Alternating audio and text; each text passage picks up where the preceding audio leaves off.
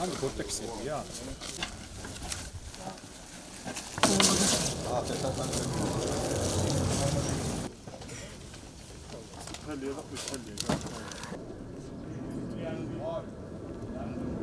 ძალიან ბედნიერი ვარ და ძალიან გახარებული ვარ და ყველაფერია რა ვემსახურო საქართველოს.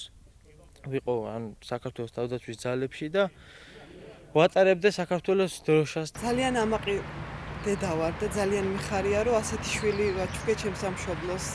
მე ვუსურვებ მას, ვინც არიან ჩემი შვილის ტოლები, ყველას მშვიდობიან საქართველოშია ცხოვრობთ პირველ რიგში.